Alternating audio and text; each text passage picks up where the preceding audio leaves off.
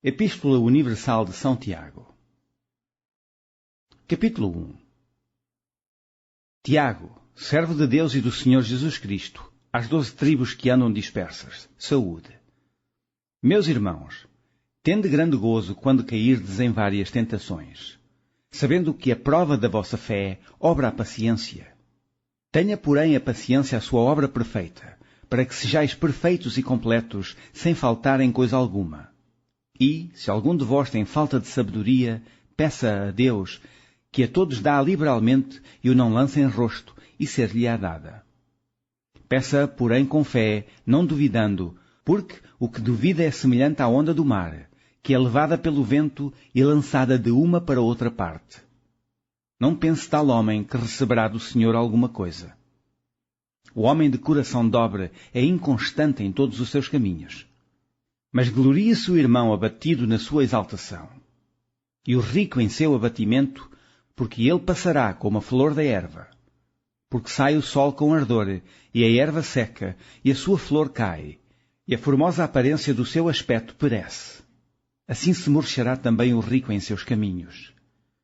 Bem-aventurado o varão que sofre a tentação, porque, quando for provado, receberá a coroa da vida, a qual o Senhor tem prometido aos que o amam.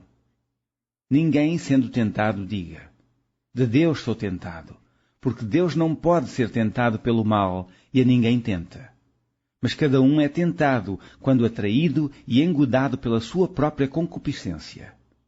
Depois, havendo a concupiscência concebido, dá à luz o pecado, e o pecado, sendo consumado, gera a morte.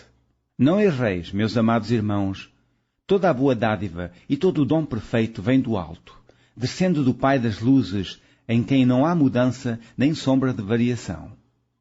Segundo a sua vontade, Ele nos gerou pela palavra da verdade, para que fôssemos como primícias das suas criaturas.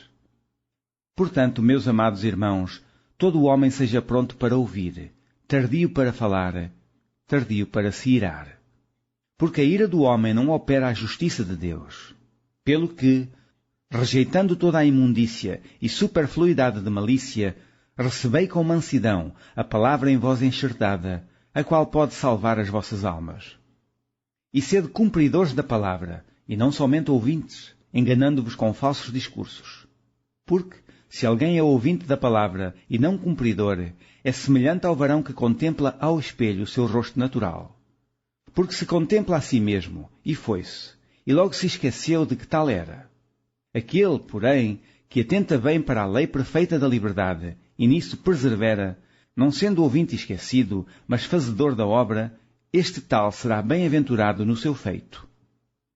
Se alguém entre vós cuida ser religioso e não refreia a sua língua, antes engana o seu coração, a religião desse é vã. A religião pura e imaculada para com Deus, o Pai, é esta: visitar os órfãos e as viúvas nas suas tribulações e guardar-se da corrupção do mundo. Capítulo 2. Meus irmãos, não tenhais a fé de nosso Senhor Jesus Cristo, Senhor da Glória, em acepção de pessoas? Porque, se no vosso ajuntamento entrar algum homem com anel de ouro no dedo, com vestidos preciosos, e entrar também algum pobre com sórdido vestido, e atentardes para o que traz o vestido precioso, e lhe disserdes: assenta-te tu aqui num lugar de honra, e disserdes ao pobre: tu fica aí em pé, ou assenta-te debaixo do meu estrado. Porventura não fizestes distinção dentro de vós mesmos, e não vos fizestes juízes de maus pensamentos? Ouvi, meus amados irmãos, porventura não escolheu Deus aos pobres deste mundo para serem ricos na fé, e herdeiros do reino que prometeu aos que o amam? Mas vós desonrastes o pobre. Porventura não vos oprimem os ricos, e não vos arrastam aos tribunais? Porventura não blasfemam eles o bom nome que sobre vós foi invocado? Todavia, se cumprirdes, conforme a Escritura, a lei real, amarás a teu próximo como a ti mesmo, bem fazeis. Mas, se fazeis acepção de pessoas, cometeis pecado, e sois redarguidos pela lei como transgressores. Porque qualquer que guardar toda a lei e tropeçar em um só ponto, tornou-se culpado de todos. Porque aquele que disse: não cometerás adultério, também disse: não matarás. Se tu, pois, não cometeres adultério, mas matares, estás feito transgressor da lei. Assim falai e assim procedei, como devendo ser julgados pela lei da liberdade. Porque o juízo será sem misericórdia sobre aquele que não fez misericórdia, e a misericórdia triunfa do juízo. Meus irmãos, que aproveita se alguém disser que tem fé e não tiver as obras? Porventura a fé pode salvá-lo? E se o irmão ou a irmã estiverem nus e tiverem falta de mantimento cotidiano, e algum de vós lhe disser, ide em paz, aquentai-vos e fartai-vos, e lhe não derdes as coisas necessárias para o corpo, que proveito virá daí? Assim também a fé, se não tiver as obras, é morta em si mesma. Mas dirá alguém, tu tens a fé e eu tenho as obras. Mostra-me a tua fé sem as tuas obras, e eu te mostrarei a minha fé pelas minhas obras. Tu crês que há um Deus, fazes bem. Também os demónios o creem e estremecem. Mas, ó homem vão, queres tu saber que a fé sem obras é morta? Porventura o nosso pai Abraão não foi justificado pelas obras, quando ofereceu sobre o altar o seu filho Isaque? Bem vês que a fé cooperou com as suas obras, e que pelas obras a fé foi aperfeiçoada. E cumpriu-se a Escritura que diz, e creu Abraão em Deus, e foi-lhe isso imputado como justiça, e foi chamado o amigo de Deus. Vedes então que o homem é justificado pelas obras, e não somente pela fé. E de igual modo, Raabe, a meretriz, não foi também justificada pelas obras, quando recolheu os emissários e os despediu por outro caminho? Porque, assim como o corpo sem o espírito está morto, assim também a fé sem obras é morta. Capítulo 3. Meus irmãos, muitos de vós não sejam mestres, sabendo que receberemos mais duro juízo, porque todos tropeçamos em muitas coisas. Se alguém não tropeça em palavra, o tal varão é perfeito e poderoso para também refrear todo o corpo. Ora nós pomos freio nas bocas dos cavalos para que nos obedeçam, e conseguimos dirigir todo o seu corpo. Vede também as naus que, sendo tão grandes e levadas de impetuosos ventos, se viram com um bem pequeno leme, para onde quer a vontade daquele que as governa. Assim também a língua é um pequeno membro, e gloria-se de grandes coisas. Vede quão grande bosque um pequeno fogo incendeia. A língua também é um fogo, como mundo de iniquidades. A língua está posta entre nossos membros e contamina todo o corpo, e inflama o curso da natureza e é inflamada pelo inferno. Porque toda a natureza, tanto de bestas feras como de aves, tanto de répteis como de animais do mar, se amansa e foi domada pela natureza humana. Mas nenhum homem pode domar a língua. É um mal que não se pode refrear. Está cheia de peçonha mortal. Com ela, bendizemos a Deus e Pai, e com ela amaldiçoamos os homens, feitos à semelhança de Deus. De uma mesma boca procede bênção e maldição. Meus irmãos, não convém que isto se faça assim. Porventura, deita alguma fonte de um mesmo manancial água doce e água amargosa? Meus irmãos, pode também a figueira produzir azeitonas? Ou a videira figos? Assim tampouco pode uma fonte dar água salgada e doce. Quem de entre vós é sábio e entendido? Mostre pelo seu bom trato as suas obras em mansidão de sabedoria. Mas, se tendes amarga inveja e sentimento faccioso em vosso coração, não vos glorieis, nem mintais contra a verdade. Essa não é a sabedoria que vem do alto, mas é terrena, animal e diabólica. Porque onde há inveja e espírito faccioso, aí há perturbação e toda a obra perversa. Mas a sabedoria que do alto vem é, primeiramente pura, depois pacífica, moderada, tratável, cheia de misericórdia e de bons frutos, sem parcialidade e sem hipocrisia. Ora, o fruto da justiça semeia-se na paz, para os que exercitam a paz. Capítulo 4. De onde vêm as guerras e pelejas entre vós?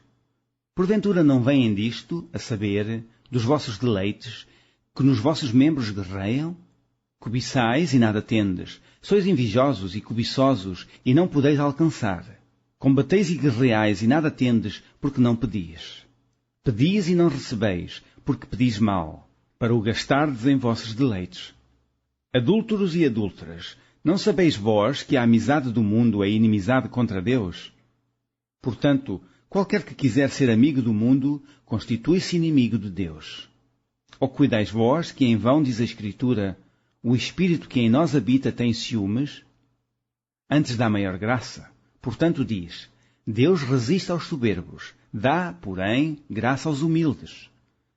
Sujeitai-vos, pois, a Deus, resisti ao diabo, e ele fugirá de vós. Chegai-vos a Deus, e ele se chegará a vós. Alimpai as mãos, pecadores, e vós, de duplo ânimo, purificai os corações. Senti as vossas misérias, e lamentai e chorai. Converta-se o vosso riso em pranto, e o vosso gozo em tristeza. Humilhai-vos perante o Senhor, e ele vos exaltará.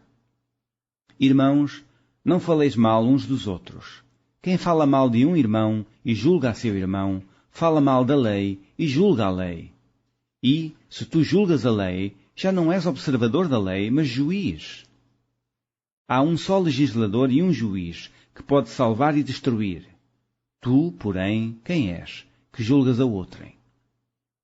Ei agora vós, que dizeis, hoje ou amanhã iremos a tal cidade, e lá passaremos um ano, e contrataremos e ganharemos. Digo-vos que não sabeis o que acontecerá amanhã, porque que é a vossa vida? É um vapor que aparece por um pouco e depois se desvanece. Em lugar do que devias dizer, se o Senhor quiser, e se vivermos, faremos isto ou aquilo. Mas agora vos gloriais em vossas presunções. Toda a glória, tal como esta, é maligna. Aquele, pois, que sabe fazer o bem e não o faz, comete pecado. Capítulo 5. Eia, pois, agora vós, ricos, chorai e pranteai por vossas misérias, que sobre vós hão de vir. As vossas riquezas estão apodrecidas, e os vossos vestidos estão comidos da traça. O vosso ouro e a vossa prata se enferrujaram, e a sua ferrugem dará testemunho contra vós, e comerá como fogo a vossa carne. Entesourastes para os últimos dias. Eis que o jornal dos trabalhadores que ceifaram as vossas terras, e que por vós foi diminuído, clama. E os clamores dos que ceifaram entraram nos ouvidos do Senhor dos Exércitos. Deliciosamente vivestes sobre a terra, e vos deleitastes. Cevastes os vossos corações, como num dia de matança. Condenastes e matastes o justo, ele não vos resistiu. Sede, pois, irmãos, pacientes até à vinda do Senhor. Eis que o lavrador espera o precioso fruto da terra, aguardando-o com paciência até que receba a chuva, temporã e serôdia. Sede vós também pacientes, fortalecei os vossos corações, porque já a vinda do Senhor está próxima.